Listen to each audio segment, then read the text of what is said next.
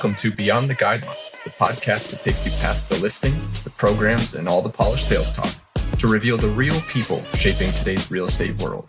Here we uncover the personal stories, struggles, and wins that define each guest, giving you a fresh, human perspective on the business. At Creative First Mortgage, we're on a mission to help you see the person behind the professional, because real estate isn't just about the deals, it's about connection. Welcome back. Today, I am excited because, Jason, we haven't done one of these in a little while now, recording our episodes. We've got some great guests that we've had on. Welcome back. Yeah, it's great to be here with you, man.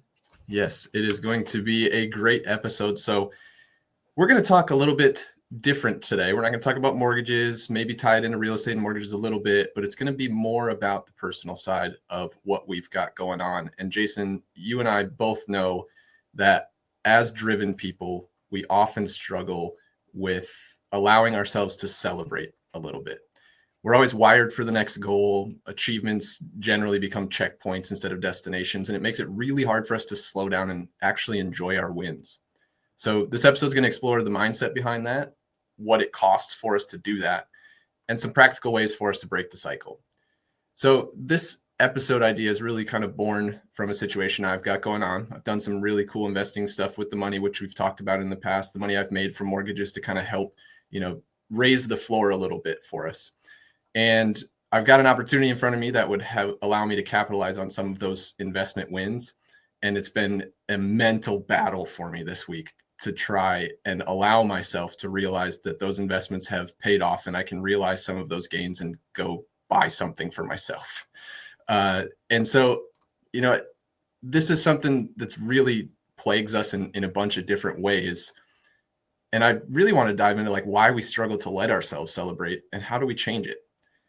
So this is often described as the driven person's paradox, where we're always striving and rarely satisfied. And Jason, we've touched on a little bit that, both of us have a little bit of ADHD, right? So we're always kind of chasing the Wait a minute. What are we doing? Are we doing a podcast? Where are we? What's going on? What day is it?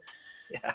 And so, how does that for you, as a person who is very, we're very similar people, how does that for you kind of play into your day-to-day? How do you, get yourself through the understanding of that you need to kind of take some wins? How do you do that? Yeah, listen, so this is really tough for me, Ryan. This is a great topic to talk about because, as someone that is in charge of business development for our company, I'm always forward looking, right? So I always have to set goals. We always have to hit certain numbers. And the reality is I'm guilty as charged. It is very, very difficult for me to sit back and enjoy more than maybe just a moment of saying, okay, great, we did this. Now we've got to move forward. I think it's important to understand, not only in our business, Ryan, but where we've come from. I got a great story that I can tell about this because, when I was growing up, I didn't have really a good direction coming from my parents. When I got older, there were some things that they were going on with, that they were going through personally with their marriage and, they're divorced now, but I didn't really have any direction coming out of high school and going into college. And I just remember, just kind of being lost and kind of moving back and forth and not really knowing where I wanted to go. And, I finally got my shit together and I finally started moving the goalpost a little bit forward. I got into the finance industry and I just fell in love with it. It was one of those sales jobs where I can actually sell something that benefited me and the client. I was the guy knocking on doors, selling vacuum cleaners and vacation packages that I maybe didn't believe in fully, but mortgages are completely different. And the reason why I'm bringing this up is because I look back at the people that I was hanging out with and I remember seeing someone probably 15 years after I stopped talking with them and saw them. They were in the same exact position that they were where I was when we were kind of together, right? And I finally got to see how far along I have actually moved forward. And I gave myself a little bit of grace because it's almost like a child, right? You have a brand new baby boy, you got another one on the way. It's hard to see their growth because you see them every single day. But when you kind of step back from another perspective, you can see, wow, this my boy's big. He's gotten bigger. And so like looking back, it was actually grateful. He was not in a good spot, by the way. He was still dealing with alcoholism and addiction. And, I've talked at length about my issue with alcohol that, finally got freedom from that. But to be able to go see where you were, and fast forward 10 or 15 years, it's really nice to see that. So that gave me some perspective and grace. So hopefully I didn't go too long on that, but anything that you can get out of that, I hope that makes sense. No, it's a real thing, right? Like, in July, we had our best month as a company. And I just remember like hitting August 1st and that it resets to zero, right? Like it's really hard to actually celebrate that stuff until you kind of take a step back. Like now we've gotten into September and we look back and like, damn, that was a good month. Like we did really well. We clicked as a team. Everything was flowing well. And, especially business owners and like we've talked about in this business, it's always what's next, right? You're always kind of chasing that next deal. And we talk about that at length with all of our guests here about how we get outside of that and recognize and especially the personal side of it as well. Obviously I've talked about being sober now for 4.5 years now as well. And getting to the point of like, wow, it's just looking back at what I could have done if I would have been sober. And then it's funny because now that really applies to what we're talking about here too, because I'm not celebrating the fact I've been sober for 4.5 years. I go, man, what's funny? That's so funny. Yeah, it's crazy. And you mentioned kind of going into high school and college without direction. I kind of felt like I did have direction going into college, and then it went away because I was trying to fit in with the crowd and doing partying with my way in, or how I felt that, right? I always wanted to fit in. And then looking back at that, I go, man, I just wish I would have recognized it. Like I didn't have to fit in. Like that wasn't the win. The win was being myself. And it's been a long journey to get there, and, still not celebrating because like, what can I improve? Like where can I get better? And so with that comes a lot of feelings. Burnout is a big one that comes into play because we're always chasing the next thing. In our relationships, I feel like family and friends don't feel the wins either because we don't acknowledge them like we should because we're so caught up in what's next. And then our self-worth, like we're constantly tying it to our next achievement. How are you like kind of battling through that stuff today? Like what do you do on a daily basis to kind of help yourself remember that? I know you got a really good family connection going there. Yeah. So, and listen, we worked on it a lot. And so, enjoying those wins, I can clearly see the relationship with my wife and kids, but not so much in business for some reason. Because I'm so goal oriented, because I want to hit that next level and reach that next mountaintop. You have to understand, just like anything, it's stair steps, right? Like if you invest in a stock, it's not going to go straight up. If you buy cryptocurrency, as we very well know, it does not go up in a straight line. Right. So, it's nice to be able to see that progression from a standpoint of like where we are, where we're going. But what was your question? Because ADD just kicked in. It's all good. It's how are you like on your daily basis? Because we talked about. Yeah. So like what am I doing in terms of like keeping it? So yeah. So the big thing that changed for me is my attitude of gratitude in the morning is what I call it. So, I've learned this from other great speakers and just watching people better than me. That's how I've become a better person, is learning someone who's better than me, really, right? Following mentors and learning how to be in the moment. And I know that sounds cliche, but listen, you have to, if I'm always worried about what's going to happen in the future, I'm going to have anxiety. If I'm focusing on what happened in my past, I'm going to stay depressed. So finding that balance of how do I get into that state of in the moment? And for me, it's in the mornings. In the mornings, I have to sit back, be grateful for what I have, remember where I am, where I came from, and then where I'm going. And if you can do that on a consistent basis, I think it really helps your mindset going into the day, but it also reminds you of where you came from. And then that gives you that ability or permission rather to start to move forward. Because listen, goals are still super important, but if you can't enjoy the wins, like it's the journey, right? It's not the destination. You have to enjoy what you're doing and where you're going. And if you're not enjoying those wins all the way through that process, then, what are you doing it for? Yeah. One of the ways that I've found is finding silence. And I know a lot of people have a really difficult time with silence, right? Like we see it every day. And you and I have talked about this at length of just getting into the silence. And I think a lot of people will stop at the beginning of the silence and recognize like, I can't do this because all I'm thinking about is all the stuff I have to do. And once you recognize that, like that happens to everybody. Like you sit down, you're quiet. That's what's happening. Like in your brain, no matter what, your brain's going, why are you stopping? You have so much other things to do. And then once you fight through that and allow it to just kind of get through and you think about it all, and that's where the silence actually shows up and you can really start to like think about what you want or don't think, right? Like that's the hard part. But getting to that place for me has been life-changing because it allows me to just sit in the moment and be in the moment and recognize like everything that I need is going to happen no matter what. And if it doesn't happen, I didn't need it like I thought I needed it, right?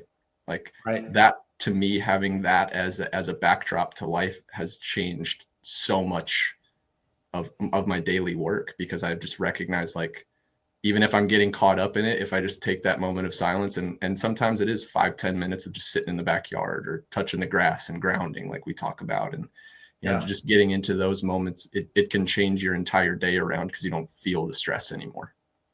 Yeah. And I'll say this too, Ryan, you know, for people that are busy, hustling and bustling, especially entrepreneurs out there, you know, what I've tried to learn to do, and I feel like it's harder for me to be in silence than you, Ryan, because I'm an extreme extrovert. You're more of an introvert, you know, personality. But I would just suggest this to someone who's having trouble trying to be in the moment. Take 3 minutes of silence. It doesn't matter what time it is. It could be in the middle of the day when you're going through the hustle and bustle. Slow down, set your timer, and just be silent and be still. 3 minutes feels like an eternity.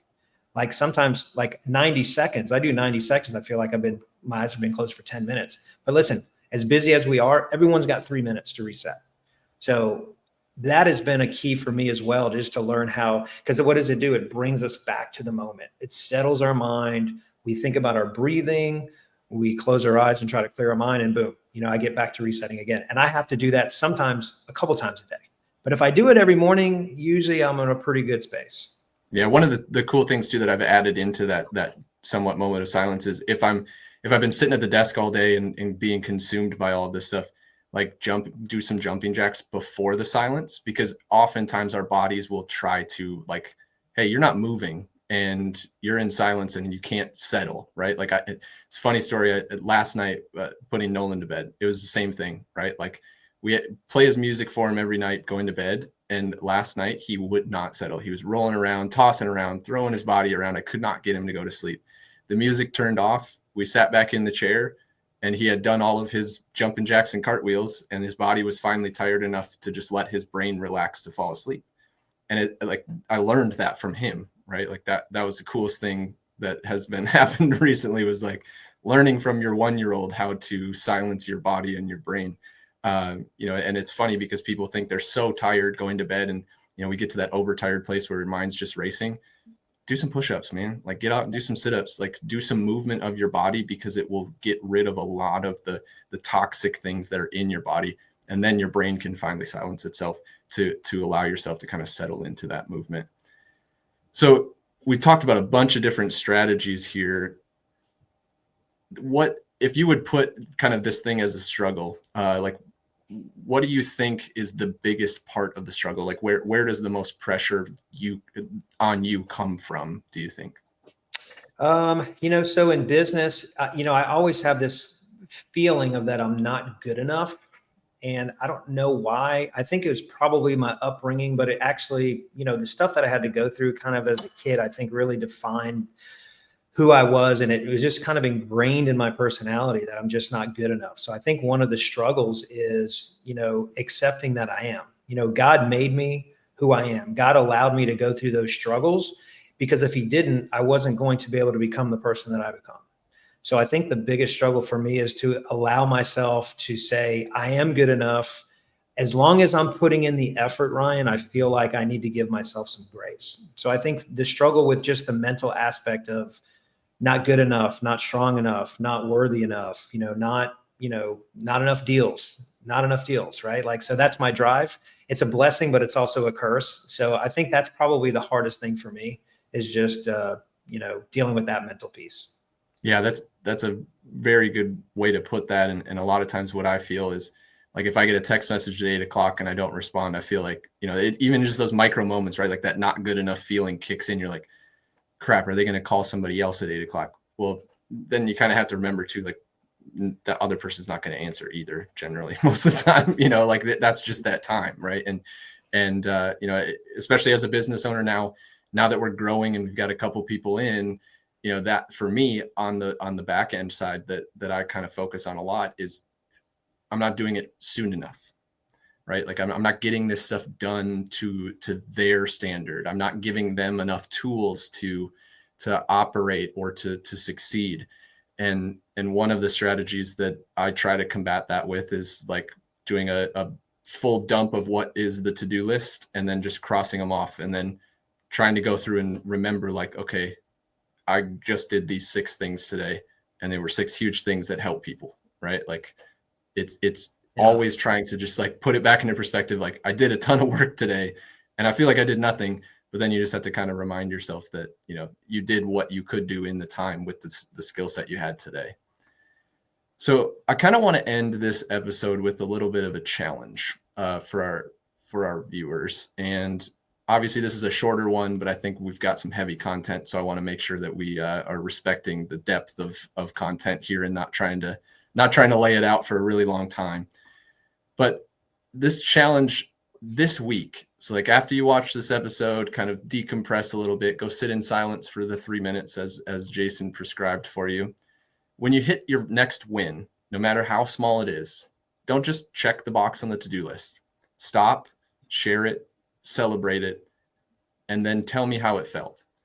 So I want you to comment on this video wherever you saw it and tell me what win you did and how it felt to reflect in that moment, and then do it again and again and again and again, because that's all we can do, right? Is making sure that we celebrate our wins for the week, for the day, for the hour, sometimes even for the 10 minutes that we're doing something.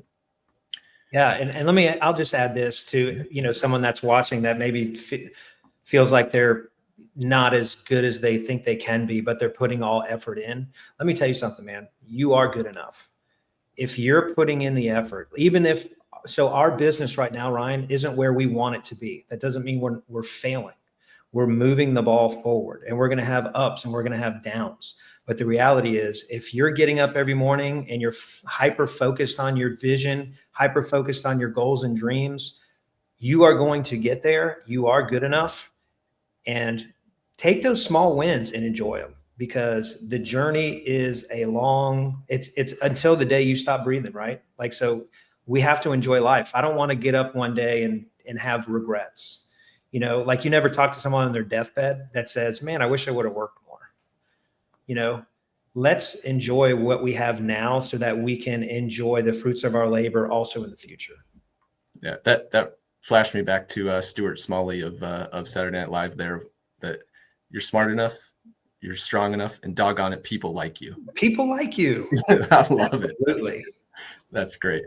So obviously we've done quite a bit. We'll summarize some of the key takeaways in the description here. We've definitely reinforced, it's a skill set. It's not a weakness to enjoy your wins, right? Like that's not a weakness to slow down and stop every once in a while. So want to thank you for watching this much deeper episode than we've done in a while. And I appreciate your time and your insights, Jason, as always. And we'll see you on the next one. Always fun. Thanks, Ryan. Today's episode of Beyond the Guidelines comes to a close, but the story doesn't end here. If you enjoyed this conversation, make sure to subscribe so you never miss the next one. And if you'd like to share your own story on the show, check out the link in the description to connect with us. Until next time, keep rewriting the rules and remember to go beyond the guidelines.